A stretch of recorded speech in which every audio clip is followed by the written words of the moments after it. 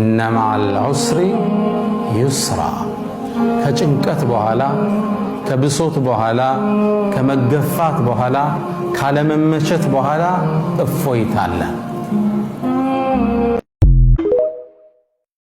አንተ የዛሬ ሰው እንጂ ነገ ሰው ስላልሆንክ ለነገ አይደለም ምታበላው ምትጠጣው የመኖር ዋስትና በአላህ እጅ ስላለ ዛሬ ኑረህ ዛሬ ለአላህና መስግደህ ዛሬን አላህ ጋር ተቃርበ መሄድ ትልቁ ያንተነት መገለጫ የአላህ ባርነት የታዛዥነት ማሳያ ስለሆነ ይዘን እኛስ አላህ በመረጠልን ነገር ወደናል። ለምን ስንል ውስጣችን ሰላም እንዲያገኝ ስላልወደድን የምናመጣው ነገር የለም። ከራሳችን ጠብ ከራሳችን ጥል ከራሳችን ጋር በሽታ ከመፍጠር ባለፈ ሁለት ነገር ነው የምናጣው። ራሳችንን ጎርተን አላህ ጋር ተጣልተን፣ ነገር ግን አላህ የወረጠልንን ወደን አላህን ውዴታ አግኝተን የውስጥ ሰላማችንን ተረጋግቶ ነገ ጧት ለአኺራም ትልቅ የሆነ ግብዣ ተዘጋጅቷልና አረዳ ይሄ ትልቅ የሆነ ሀብት ነውና አላህ ይወፍቀን። ብዙዎቻችን ያጣነው የተነፈግነው ውስጣችን ሰላም ያለያዘው በውጭ ብዙ ነገራችን ተሟልቶልን ውስጣችን ሰላም ያላገኘን ሰዎች የረሳነ የዘነጋነው ትልቅ ነገር አለ። አላህ ለኔ የመረጠው የተሻለ ነገር ነው ብለን ወደን እንቀበል።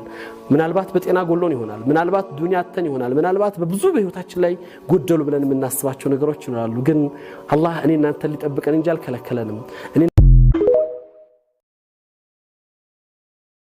صلاة الجمعة تلك درجة نالات كالله زند درجة كبادنا الصالم كجرسن بعد صلاة الجمعة الله سبحانه وتعالى ذكر اسكتلوبات لنا وقال الله تبارك وتعالى الله سبحانه وتعالى من إلال فإذا قضيتم الصلاة يا جمعة صلاة جرساتشو وجبلوا على فانتشروا في الأرض وابتغوا من فضل الله بمريت لي تبتنونا يا الله انصقا فلقوا سروا تنكساكسوا واذكروا الله كثيرا اللهم ببزات استوصت لعلكم تفلحون فلحتون سلامتون نسعتون زند لك صلاة اندجرت ذكرا ይህ ይላሉ ዑለማ ከትልቅ ዒባዳ ጥግ መጠቀሱ ትልቅነቱን ነው የሚያሳየው።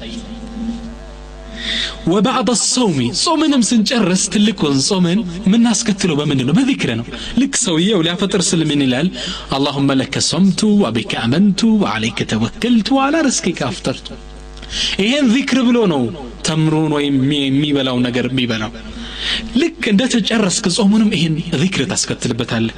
وبعد الحج حجን እንኳን ትልቁን ስነ ስርዓት ሐጅ እንደጨረስክ ምን ታስከትላለህ? ዚክርና ምን ታስከትለው? وقال الله تبارك وتعالى الله سبحانه